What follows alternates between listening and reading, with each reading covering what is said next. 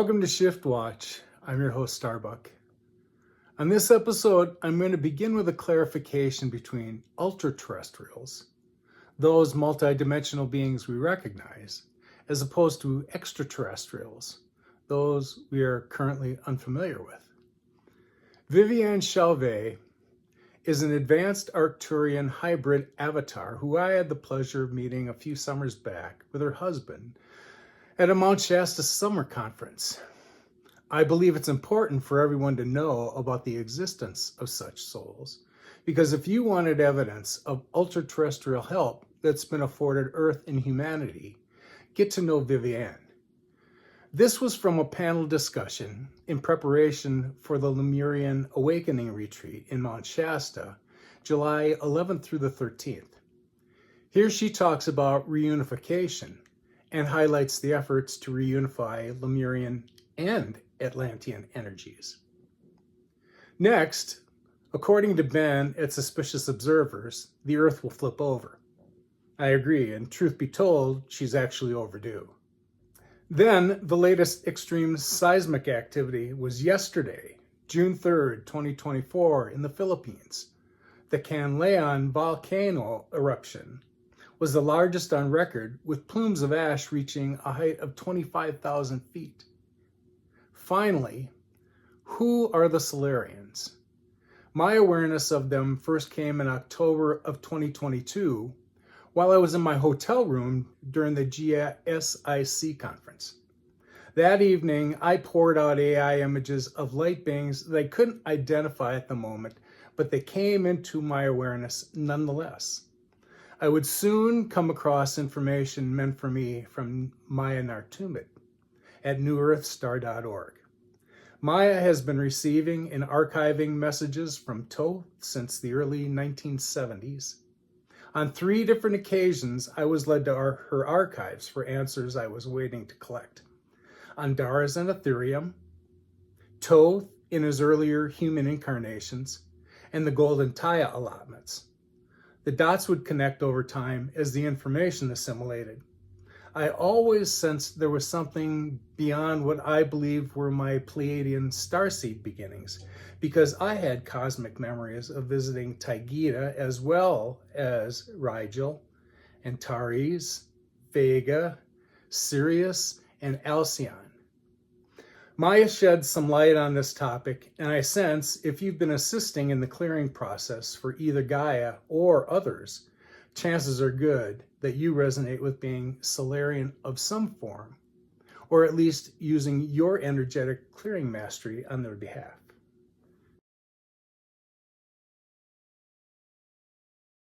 Mount Shasta is definitely one of the very important portals on the planet. It is also very connecting to the chakra system of Gaia, which evolve and expand more and more. And there's a direct connection between Shasta and Sedona, Arizona. We can tell these 2 portals already communicating with each other. They also representing the divine archetypes for the divine masculine and the divine feminine. So these 2 aspects needs to stay in balance. Over the last 7 years or so, Shasta has been, there was some contamination energetically wise that has been done. And I've been in communication for years with the Telosian and the Atlantean masters and the Lemurians who are there and taking a lot of their nighttime ethereal class, so to speak. And it came to the time when the Telosian came to our delegation, the Arcturians, and says, we're going to need you to send your emissary in person to clear a certain time loop that Shasta was stuck in. And that was about 3 to 4 years ago. So when I returned to Shasta about that time frame 3 to 4 years ago, my delegation were asked to come and aid the Telosian to remove a time loop that was put in place by the reptilian. So we did that deep clearing, and the mountain felt very hollow and empty when we were there about 4 years ago. So we did that clearing, we did the necessary extractions, and then I am pleased to see that for the last 2 years in particular, Telos is coming back in his purity, strong connection. And this is why for the last 4 years straight, always somebody invites me to a conference or an event there. And that's because my group is sending me on site so we can do and monitor the progress of Shasta. I want to bring that layer because, like any other places, even Sedona, it's not just pure energy, there's also a polarization. And we are here to reunify that polarization field. And we've seen a lot of progress, especially last summer in 2023. So a lot of changes. We're preparing for the next gateway that we're shifting into 2024. It's a prepare. We're kind of creating the land. We're preparing the soil. We're preparing the timeline for it so we can embrace the next gateway that is be 2025. And that's a huge, huge gateway coming up. So how does it reflect on Lemuria? That's because the timeline of Lemuria and Atlantis are coming back in unification. It is a time of releasing the old matrix of guilt that a lot of souls carry from the catalysts, from the destructions, from anything has been tampered with around Lemuria and Atlantis. These old structures are coming to the surface to be completely clear, healed, and resolved to allow the new timeline to bring the next level of acceleration. So the Atlantean masters and the Lemurian masters have agreed to join and merge their timeline so we can evolve in the future timeline of what Lemuria is really about, alongside with the balance of Atlantis. As part of my mission this year, I was asked to work on both. So I'll be doing more Lemurian work at the retreat with all of you in person in Sedona. And then before that, I'm going to be going to an island of Portugal to do more Atlantean work. So we're really working together in the same direction. And there's a need for a reunification. That's the word I've been getting.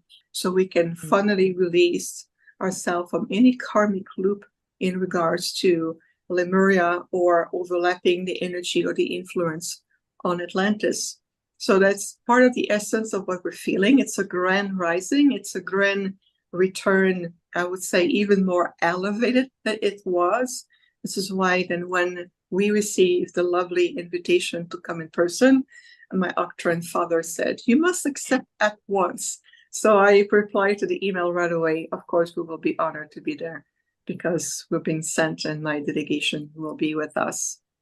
So we are birthing this new unified field, or this reunified matrix reality, and that's also supporting the organic timeline for the reascension. And if you look at the word reascension, it's really a return to a state of grace. Even the human body template is shifting. We're starting to move back slowly in terms of remembering the original celestial template, and the Lemurians are really keen on supporting humanity. Amazing. I do want to reflect on an observation that Viviane made, because I think it's important. You know, we all vibrate as Lemurians, and of course we do, and there's a lot of others that do too. But we can't neglect that there's Atlantean energies waiting to also bring their technologies forward for humanity as well. And I am fully aware of this reintegration that's taking place. So let's, just because things went sour on the Atlanteans' watch doesn't mean that all of them were the cause. They're waiting in the wings, just like we've been promised these Lemurian energies and technologies. Once this reunification on the surface takes place, we expect that from the Atlanteans as well. Heck, think of it, gang. They were the initiation of Egyptian culture. Of course they have things for the rest of us. Beautiful. I love your energy. You know, I love it. When you connect to Lemuria, it really is a grand return where we're rekindling where our innocence, our purity. We start to feel also the original garden for Gaia. And I can feel like a sigh of relief through Gaia's grid saying, I am returning to be a sacred garden like I've always meant to be. And so this is where that reunification is so important. You know, I find myself every now and then getting to participate in one of these with Viviane. And you all know where I stand on what I think we should think about sovereignty. I've never heard anybody place such a beautiful explanation of where your attention goes and the attention itself until today. And then here's the part where, being in these sessions with Viviane, all of a sudden I find myself in an Arcturian wisdom session. Thank you.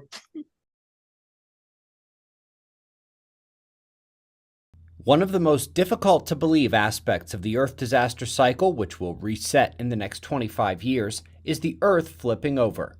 But alas, you cannot explain the evidence without it, and the physics says it's possible. We have shared many times the new orientation of Earth after the flip. This is how our planet will look and rotate in the aftermath of the catastrophe. Old polar regions at the equator, new poles near India and South America, and continent-sized tsunamis as it moves there.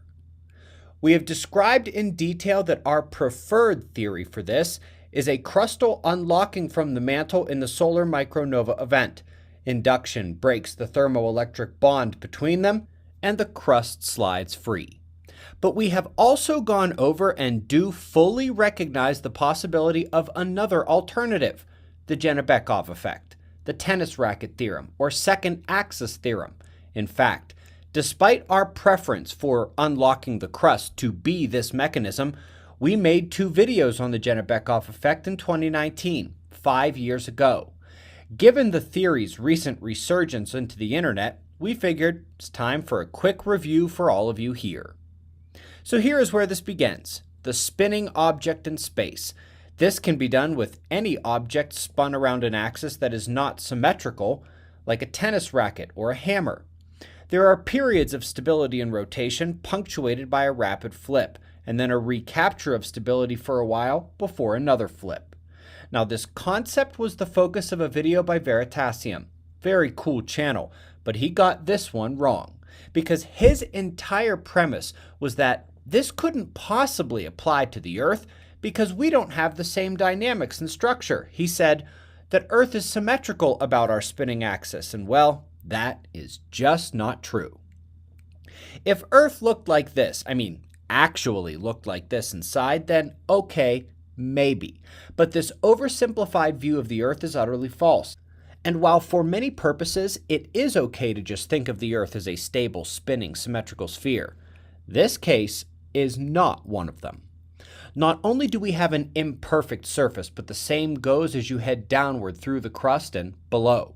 The sphere is actually a slightly oblate spheroid, bulged at the equator. Our shape is further complicated by an ever-changing nature. Things like what you're seeing here tug and stretch and crunch the planet, making our asymmetric reality around the rotational axis a dynamic animal. Even our orbit around the Sun, which takes us from 7 degrees south of the solar equator in March to 7 degrees north in September, and our axis tilt relative to the Sun changing throughout the year as we orbit, further complicate this issue and take us further from the symmetry that is needed to nullify this hypothesis. But more importantly, 2 ultraconductive structures, the LLSVPs, protrude from the core like handlebars or the cross-section of that T-handle we saw spinning in space at the start of the video. These are just the grandest of the non-homogeneous underground, and the others are vastly more numerous.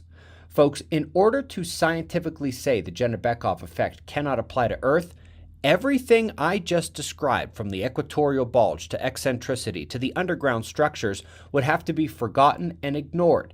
We just can't do that if we want to properly answer the question. One of the best examples of this reality is the gravitational maps of the globe. These tell us that much is going on inside that is not reflected in the near spherical outside, and all of it tells us that rotational instabilities can occur. The recent discovery of the bulged and lopsided core of the Earth, just another example. In fact, there is not one single geodynamic or geophysical trait of our planet that nullifies the flip possibility. In fact, they all make it plausible. I'd like to now give a shout out to the ethical skeptic. He and I are not doing the same discussion or theory in our work, but yeah, there's certainly overlap. His recent examination of the Cherenkov effect is pretty impressive, and even includes evidence I missed, evidence I never thought to look for. starting to be convinced that what we see at the Great Pyramids is erosion from the very floods we describe being from the last flip of the Earth. What's more, his 104-degree shift is not that far off from our hypothesized 90-degree flip, and if he's right about 104 degrees, that actually still makes the evidence I've shown many times fit. Anywhere from about 75 to 105 degrees can work, actually. I just went with what Major Maynard White gave us from the classified Pentagon documents from 75 years ago, the 90 degrees. Alas, what we can say today is that I do still prefer the crustal unlocking mechanism, but I cannot deny that this is a second workable solution to the evidence that the planet flips over. It's happened before and it's about to happen again.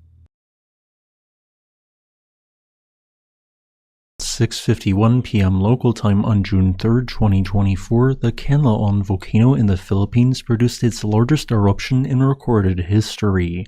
As a plume of ash rapidly rose into the atmosphere, part of the eruption column collapsed back to the ground, generating pyroclastic flows. These superheated flows of 800 degrees Celsius volcanic material raced down slope at speeds exceeding 120 kilometers per hour, reaching up to 3,000 meters downslope before it came to a halt 2 minutes later. Large car-sized lava bombs were subsequently seen being ejected alongside the appearance of other incandescent material in the pyroclastic flows which were generated. Then, only 6 minutes later, this specific explosion ended as a plume of ash from a powerful volcanic eruption rose to an elevation of 7,620 meters or 25,000 feet. As a result, an aviation warning was sent out via a volcanic ash advisory, warning that the airborne ash could reach up to 8,839 meters or 29,000 feet elevation over the next 12 hours. Wet ash subsequently fell on several adjacent towns to the west and southwest of Canlaon, where it had a sticky clay-like texture with a light gray coloration. When volcanic rock is altered due to the presence of nearby magma or magmatic gases over the long term, one type of alteration can occur which is referred to as a grillic alteration, where harder rock is replaced with brittle clay minerals. Since these clay minerals largely exist in and right below Canlaon's summit crater, which is altered, it made perfect sense that some of this material was ejected during the eruption as ash, since it represented a path of least resistance for building gases to escape through. Not only did this fairly unexpected eruption mark Canlaon's largest eruption on record, but it also marked only its third magmatic eruption since thorough record-keeping at this volcano began. This is quite unusual considering that of its 27 eruptions since 1900, only 3 or about 11% of its eruptions had a magmatic component. The rest were completely phreatic in nature, caused by groundwater flashing to steam due to receiving increased heat from underlying magma, building up in pressure until the pressure got so great that it broke overlying rock and generated an upward explosion. The indication of erupted lava not only likely indicates that magma is shallower than was initially thought, but also suggests that more eruptive activity will occur during the next few days, weeks, and perhaps even months due to the presence of this material. While some recent eruptions of Canlaon have been one-off events such as during 2017, 1996, and 1992, every single magmatic eruption has been part of a prolonged multiple-week to month-long eruptive sequence encompassing either fairly sustained or intermittent explosions. Luckily, it does not initially appear that any casualties occurred, as while pyroclastic flows did travel up to 3 kilometers downslope, Canlaon has had a permanent 4-kilometer exclusion zone in all directions around its summit for some time now. However, there is the possibility that some limited farmland may have been scorched, resulting in the potential loss of crops and livestock in these areas. I say potential as I have not been able to yet verify where exactly the pyroclastic flows reached. However, I can confirm that 4 barangays on the slopes of Canlaon have now been ordered as evacuated. Although in my opinion it seems unlikely that more similar magnitude explosions will occur, there is a decent chance for additional smaller explosions to occur during the next few weeks, which create eruption plumes up to 2,000 meters above Canlaon's summit. The reason I say that Canlaon's eruption was not fully unexpected is that this volcano had been showing multiple strong signs of unrest for the past year. This included ground deformation, strong sulfur dioxide emissions indicating fairly shallow magma, and the appearance of semi-frequent strong earthquake storms. I believe that today's eruption was caused by a plug forming in Canlaon's magma conduit, hence the drop in sulfur dioxide emissions which was observed. As a final note, due to this activity, 5 volks raised Canlaon's alert level from 1 to 2.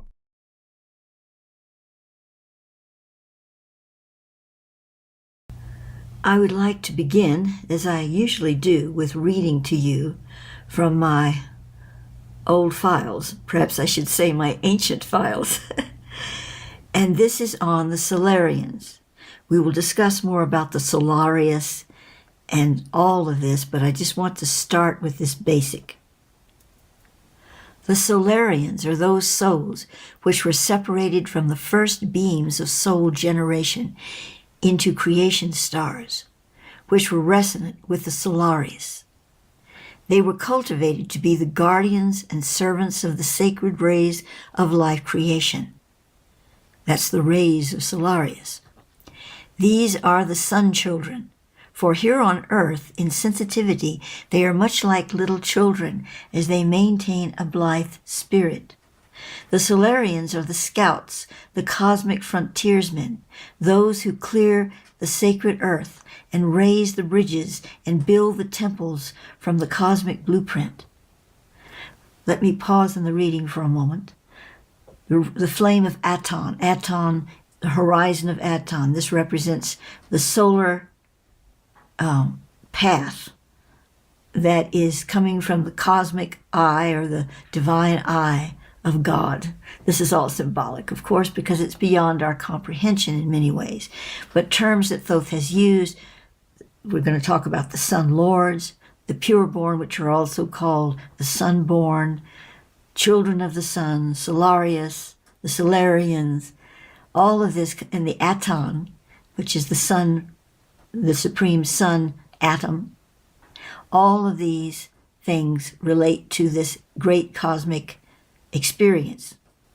Simply put, the Solarians represent the many stellar races, basically what we would relate to as human, that is, taking human incarnation, as compared to angelic or Davic souls. Without the rays of Aton, the womb is still.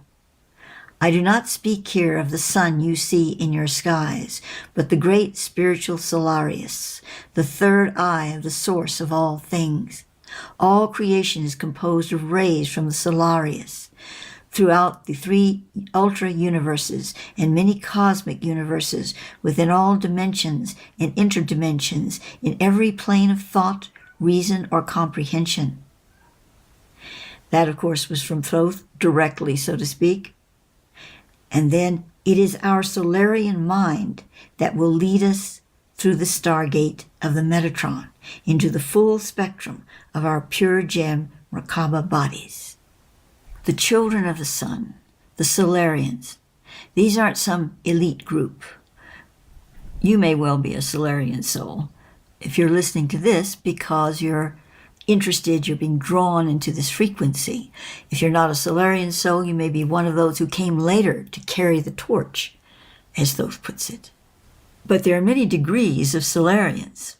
So at the tippy top, we would have the Illuminaries, like Thoth, who is not just a Solarian and not just a sunborn, as the term goes, but he is a solar lord or a sun lord. Osiris was a sun lord. Isis was a sun lord. I'm speaking of not the archetypes here, but the actual original beings. But if we come down the totem a little bit, then we have the sunborn.